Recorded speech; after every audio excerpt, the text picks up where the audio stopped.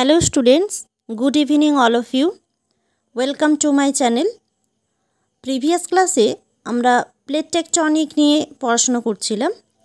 তো plate tectonic থেকে আমরা types of plate boundary already পড়ে নিয়েছি।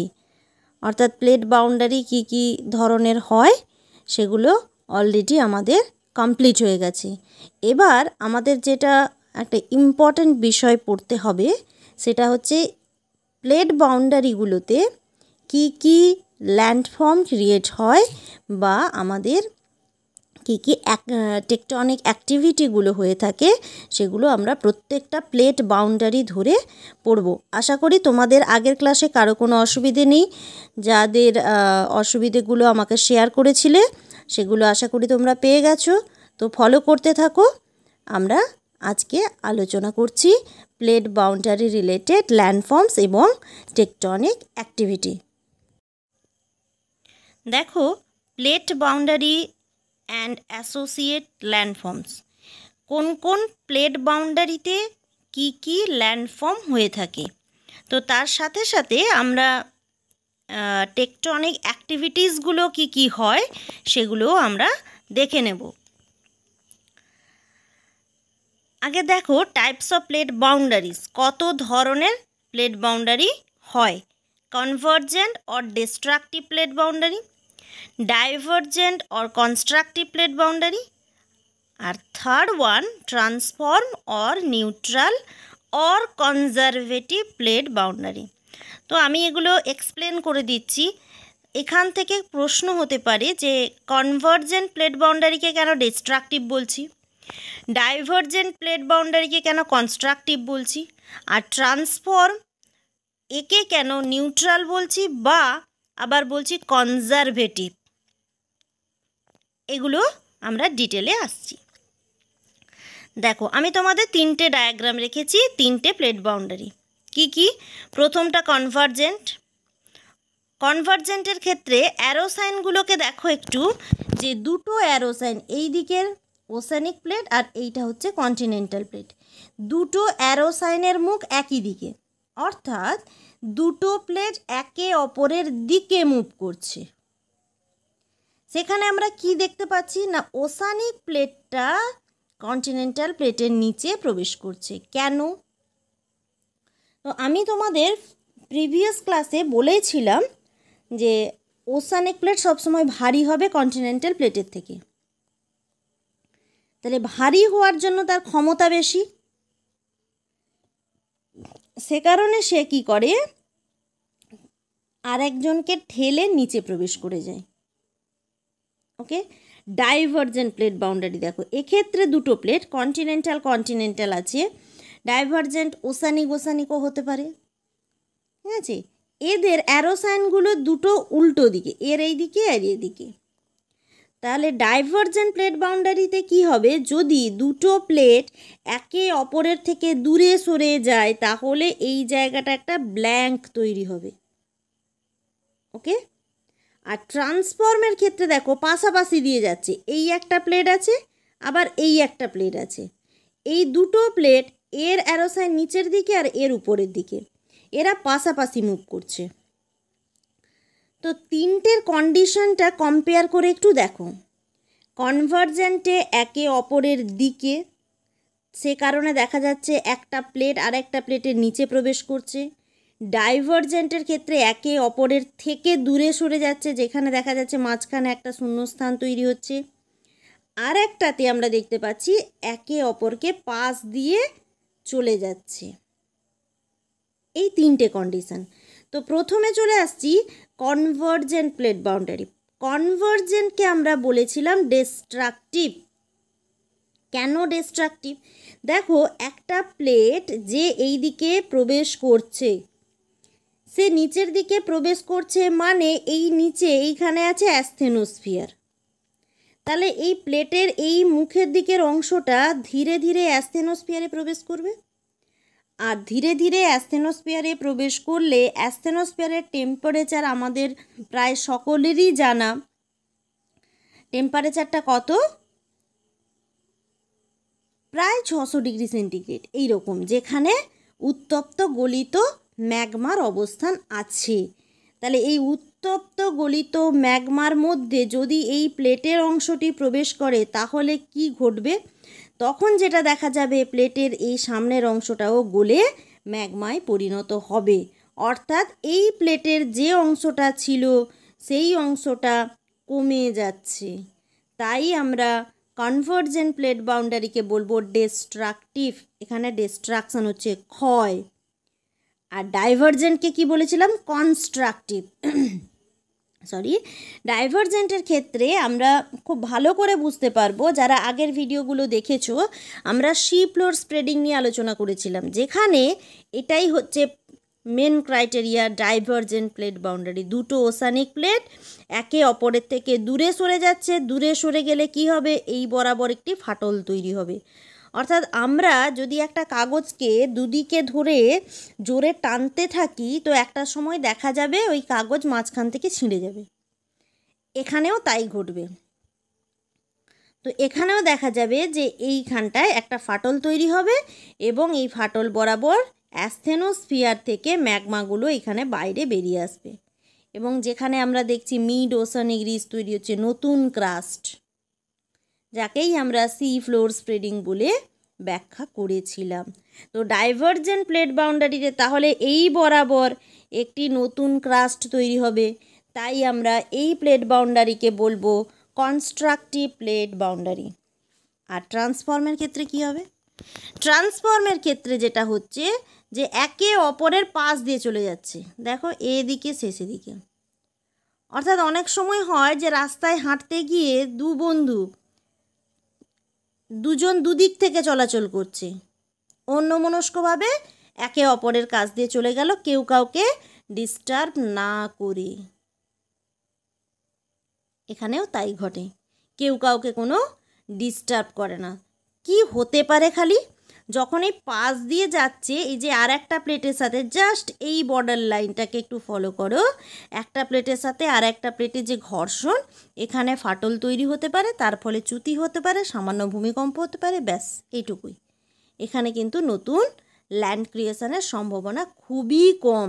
তাই এটাকে বলছি কনজারভেটিভ, মানে যেমন ছিল তেমনই থাকবে।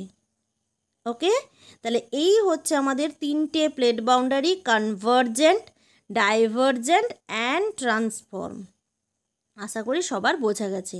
তাহলে তিনটে প্লেট বাউন্ডারি, কেন কনভার্জেন্টকে ডিস্ট্রাকটিভ বলছি, কেন ডাইভারজেন্টকে কনস্ট্রাকটিভ বলছি, আর কেন ট্রান্সফর্মকে নিউট্রাল বা কনজারভেটিভ প্লেট বাউন্ডারি বলছি।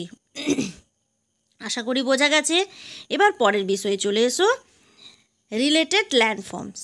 দেখো, মহাদেশীয় এবং মহাসাগরীয় অভিসারী সীমান্তে গঠিত ভূমিরূপ, মানে দুটো পাত যখন একে অপরের দিকে মুভ করছে তখন কি কি ঘটতে পারে। দেখো, প্রথম হচ্ছে সাবডাকশন জোন।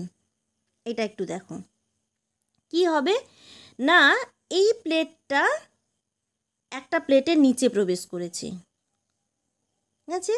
অর্থাৎ ভারী মহাসাগরীয় পাতটা হালকা মহাসাগরীয় পাতের তলদেশে বাঁক নিয়ে, এবং বাঁকটা কত 30 থেকে 80 ডিগ্রি কোণে নিমজ্জিত হয়। আর এই সীমান্তটাকেই তখন বলা হয় সাবডাকশন জোন, যেটা পেরু, চিলি, আন্দিজ পার্বত্য বলয়ে দেখা যায়। আর কি হয়? বেনি অফ জোন। আমি তোমাদের আগের ক্লাসে এটা ডিসকাশন করেছি, তাই এটা ডিটেলে বলছি না। প্রায় 45 ডিগ্রি কোণে এটা তৈরি হয়, সেটাকে আমরা বেনি অফ জোন নামে অভিহিত করছি। কি হতে পারে? ভঙ্গিল পর্বত সৃষ্টি হতে পারে। তোমরা জেনে থাকবে যে হিমালয়ের উৎপত্তি হয়েছিল। হিমালয় হচ্ছে আমাদের নিউয়েস্ট ফোল্ডেড মাউন্টেন, সবচেয়ে কম, অর্থাৎ পৃথিবীতে যতগুলো ভঙ্গিল পর্বত আছে তার মধ্যে সবচেয়ে শেষে তৈরি হয়েছে হিমালয় পর্বতমালা। এবং হিমালয় পর্বতমালা সৃষ্টি সম্পর্কিত প্লেট টেকটনিক থিওরি, যেটা ব্যাখ্যা করে কি না, দুটো পাত, একটা হচ্ছে ইউরেশিয়ান প্লেট আর একটা ইন্ডিয়ান প্লেট, তার মাঝে একটি জিওসিনক্লাইন ছিল, অর্থাৎ মহীখাত। এই মহীখাতে পলি সঞ্চিত হয়েছে এবং দুটো প্লেট একে অপরের দিকে মুভ করার কারণে পলিতে ভাঁজ পড়ে ভঙ্গিল পর্বত সৃষ্টি হয়েছে। এটা কিন্তু সেম। যদি দুটো পাতের মাঝ বরাবর ঠিক এই জায়গাটায় একটা মহীখাত থাকে তাহলে কি হবে, যখন এই প্লেটটা এই দিকে আর এই প্লেটটা এই দিকে মুভ করছে, অর্থাৎ দুটো প্লেট একে অপরের দিকে মুভ করছে, তখন ওই জিওসিনক্লাইনের যে পলি ছিল সেই পলিতে ভাঁজ পড়বে এবং পরবর্তী সময়টি ভঙ্গিল পর্বত সৃষ্টি হবে। যদিও এই পুরো ঘটনাটা খুব স্লো, পুরো প্রসেসিংটাই হয় খুব স্লোলি, মানে কয়েক মিলিয়ন বছর সময় লাগে পুরো অ্যাক্টিভিটিটা কমপ্লিট হতে। ওকে, নেক্সট কি আছে, জিওসিনক্লাইনের গঠন।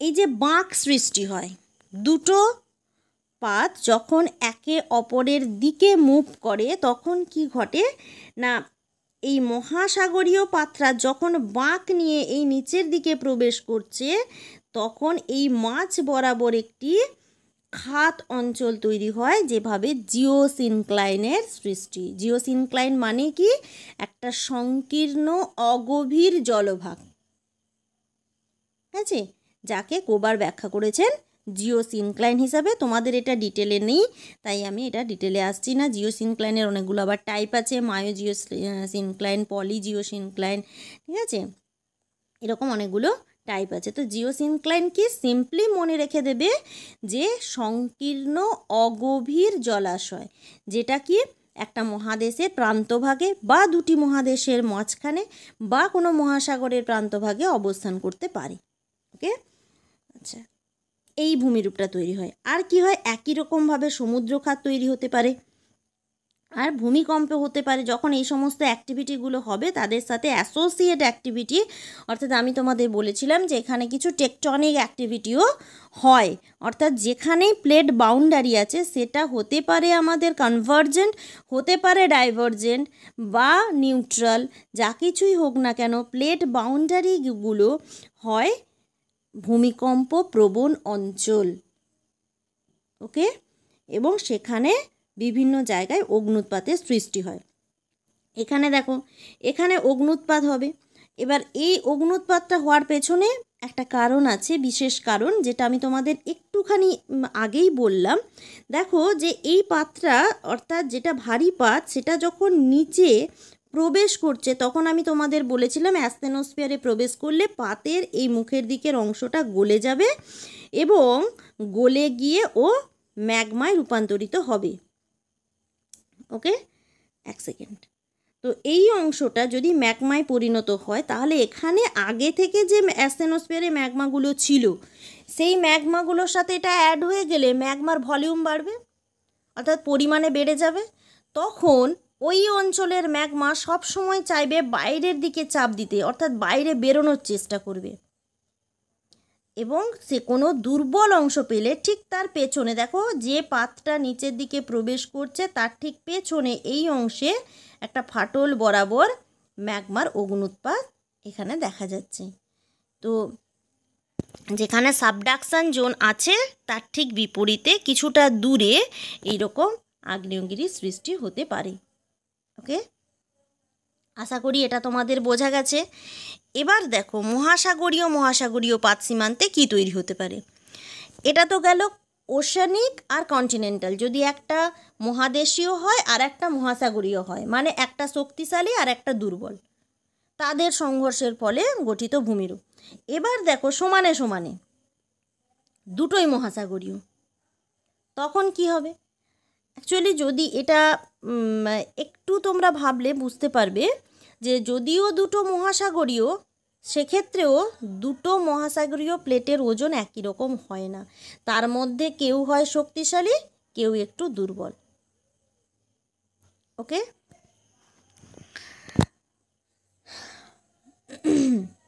দেখো কি হতে পারে না, গভীর সমুদ্রে আগ্নেয়গিরির সৃষ্টি হতে পারে, একই মেকানিজম।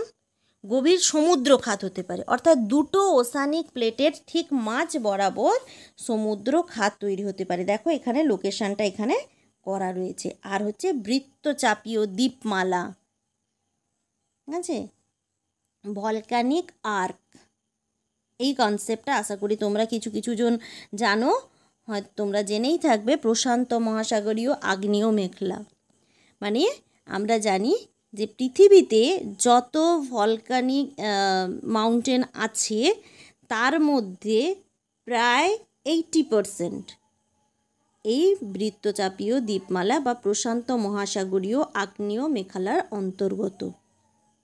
ওকে, মানে এই যেই বরাবর আমরা এই প্লেট বাউন্ডারিগুলো পাবো সেই বরাবর ভলকানিক ইরাপশনের ফলে এই বৃত্তচাপীয় দ্বীপমালাগুলো তৈরি হয়েছে। ওকে, আচ্ছা, এখানে দেখো এইটা আরেকটু ভালো করে এক্সপ্লেন করা আছে যে এই একটা সমুদ্র খাত তৈরি হচ্ছে, একটা ভারী মহাসাগরীয় পাত ও নিচে প্রবেশ করছে, আর এখানে একটা সমুদ্র খাত, দেখো বহিস্থ দ্বীপ, অন্তর্দেশীয় দ্বীপমালা, এইভাবে অনেকগুলো ইরাপশনের ফলে হবে। এইখানটায় মেল্ট হয়েছে বলেই এখানে দেখা যাচ্ছে ঊর্ধ্বগামী ম্যাগমার উপস্থিতি। ওকে, আচ্ছা, এবার দেখো মহাদেশীয় যদি দুটো মহাদেশীয় হয়, অলরেডি আমি তোমাদের হিমালয়টা এক্সপ্লেন করে দিয়েছি। দুটো মহাদেশীয়, একটা হচ্ছে ইন্দো অস্ট্রেলীয় আর একটা হচ্ছে ইউরেশীয় প্লেট।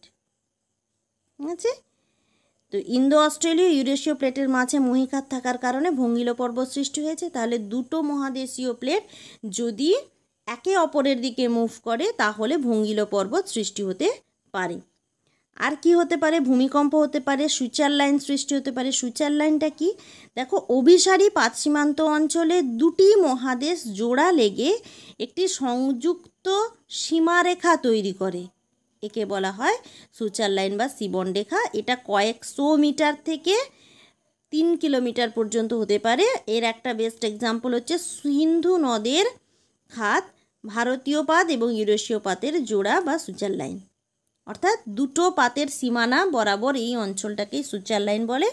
দুটো পাত অবশ্যই হতে হবে দুটো কন্টিনেন্টাল প্লেট। নেক্সট চলে এসো প্রতিসারী পাত সীমান্ত, অর্থাৎ যদি একটা প্লেট আর একটা প্লেট থেকে দূরে সরে যায়। একটু ডায়াগ্রামটা দেখো, দুটো প্লেট, এই প্লেটটা আর এই প্লেটটা দুজনের মুভমেন্টটা দুদিকে, এখানে কি তৈরি হবে? MOR, mid oceanic ridge. Already আমি এটা এক্সপ্লেন করে দিয়েছি। মহাসাগর বা সাগরের সৃষ্টি হতে পারে, মানে যদি দুটো দুদিকে সরে যায়, মাঝে খাত তৈরি হলে, অর্থাৎ এই অংশ বরাবর যদি ফাটল তৈরি হয় এবং এই অংশটা বসে যায়, তাহলে এখানে মহাসাগর বা সাগরের সৃষ্টি হতে পারে। গ্রস্ত উপত্যকা হতে পারে, বুঝতে পেরেছো? যে এইরকম ফাটল বরাবর যদি পরপর দুদিকের অংশ বসে আসে তাহলে এখানে গ্রস্ত উপত্যকাও তৈরি হতে পারে। ভূমিকম্প হতে পারে। আর নিরপেক্ষ পাত সীমানায় আমি তোমাদের বলেছি যে যদি পাশ দিয়ে চলে যায় তাহলে এই ধাক্কাতে, অর্থাৎ বৃহৎ আকৃতি, যেহেতু পাতগুলো তো খুব ছোট নয়, আমি তোমাদের প্লেটের ক্লাসিফিকেশনের ক্ষেত্রে বলেইছিলাম যে এদের আয়তন কত, 15 লক্ষ স্কোয়ার কিলোমিটার। ঠিক আছে, 1 থেকে 15 লক্ষ স্কোয়ার কিলোমিটার, 15 লক্ষ থেকে 2 কোটি, আবার 2 কোটির থেকে 10 কোটি স্কোয়ার কিলোমিটার এরিয়া জুড়ে এক একটা প্লেট। তাহলে আয়তনটা তোমরা আশা করি কল্পনা করতে পারছো কত বড়। তাহলে দুটো প্লেট যদি একে অপরকে পাশ কাটে, কাছ দিয়ে চলে যায়, তাহলে সেখানে চ্যুতি সৃষ্টি হতে পারে, ভূমিকম্প হতে পারে। তো এই ধরনের অ্যাক্টিভিটিগুলো ঘটতে পারে। তো মোটামুটি আমাদের এইগুলোই হচ্ছে প্লেট টেকটনিক রিলেটেড ল্যান্ডফর্ম। মানে যদি আমাদেরকে এরকম দেয় যে কোনো একটা প্লেট বাউন্ডারি আমাকে উল্লেখ করে দিল, বলল যে কনভার্জেন্ট প্লেট বাউন্ডারিতে কী কী ল্যান্ডফর্ম তৈরি হয়, তাহলে আমরা কি করব, যে কনভার্জেন্ট প্লেট বাউন্ডারি কত রকমের হয় আগে সেটা লিখব। কি কি হতে পারে? 3টে টাইপের কনভার্জেন্ট প্লেট বাউন্ডারি হতে পারে। ওশানিক কন্টিনেন্টাল, কন্টিনেন্টাল কন্টিনেন্টাল, আবার ওশানিক ওশানিক। তাহলে তাদের সেপারেট কি কি ল্যান্ডফর্ম হয়। মানে যদি ওশানিক কন্টিনেন্টাল হয় তাহলে কি হবে? এই যে সাবডাকশন জোন হবে, বেনিঅফ জোন হবে, ভঙ্গিল পর্বত হবে, জিওসিনক্লাইন, সমুদ্রখাত, ভূমিকম্প, অগ্নুৎপাত, এইগুলো গেল। যদি দেখো ওশানিক হয়, তাহলে সমুদ্রখাত তৈরি হবে, আগ্নেয়গিরি তৈরি হবে, বৃত্তচাপীয় দ্বীপমালা দেখা যাবে, ঠিক আছে। আবার যদি কন্টিনেন্ট হয়, তাহলে কি দেখব, ভূঙ্গিল পর্বত সৃষ্টি হবে, ভূমিকম্প হবে, সূচার লাইন দেখা যাবে, এগুলো হবে। তাহলে যদি আমাকে প্রশ্নটা বুঝতে হবে যে কি চাইছি, যদি বলে যে convergent plate boundary related landform, তাহলে কিন্তু আমাকে 3টে টাইপের কনভার্জেন্ট প্লেট বাউন্ডারি বলে 3 ধরনের ল্যান্ডফর্ম এক্সপ্লেন করতে হবে। এবার তোমাদের কাছে একটা প্রশ্ন, অবশ্যই তোমাদেরও এটা মনে হতে পারে যে এতটা লিখব। আগে দেখবে যে প্রশ্নের মান কত মার্কসের কোশ্চেন। যদি আমাকে 3 মার্কসের চাই, আমার এত এক্সপ্লেন করার দরকার নেই। তুমি সিম্পলি পরপর কতগুলো ল্যান্ডফর্ম, তার মধ্যে অবশ্যই যেটা লিখবে subduction zone, Benioff zone, ভঙ্গিল পর্বত সৃষ্টি, এগুলো অবশ্যই তোমাকে লিখতে হবে। বৃত্তচাপীয় দ্বীপমালা, এগুলো অবশ্যই মেনশন করতে হবে। আর যদি দেয় ডাইভারজেন্ট প্লেট বাউন্ডারি, তখন কি লিখব? তখন মিড ওশানিক রিজ অবশ্যই এক্সপ্লেন করব, গ্রস্ত উপত্যকার কথা লিখব। আর নিরপেক্ষ পাত সীমান্ত, এটা অতটা ইম্পর্টেন্ট নয়, তাও আমাদেরকে মনে রেখে দিতে হবে এখানে চ্যুতির সৃষ্টি হয়, ভূমিকম্প হয়। প্রশ্ন এরকম যদি হয় যে এটাকে কেন কনজারভেটিভ প্লেট বাউন্ডারি বলে, আবার কনভার্জেন্টকে কেন ডিস্ট্রাকটিভ বলে, ডাইভারজেন্টকে কেন কনস্ট্রাকটিভ বলে, আমি অলরেডি সবগুলো এক্সপ্লেন করে দিয়েছি। আশা করি তোমরা বুঝতে পেরেছো। এরপরে যদি কারো কোনো কোয়ারিজ থাকে তাহলে আমাকে জানাও, তোমাদেরকে আমি ক্লিয়ার করে দেবো। আশা করি প্লেট টেকটনিক থেকে তোমাদের যা যা আমি পড়ালাম, অন্তত সেই বিষয়গুলো নিয়ে অসুবিধা থাকার কথা নয়। তোমরা চ্যানেলটা ফলো করো, পরপর ক্লাসগুলো একটু ফলো করলে তোমাদের বিষয়গুলো ক্লিয়ার হয়ে যাবে। ওকে, সকলকে থ্যাংক ইউ, ভালো থেকো সবাই। দেখা হচ্ছে নেক্সট ক্লাসে। আমরা আবার পরবর্তী ক্লাসে কোশ্চেন অ্যান্সার নিয়ে আসবো। ওকে, বাই।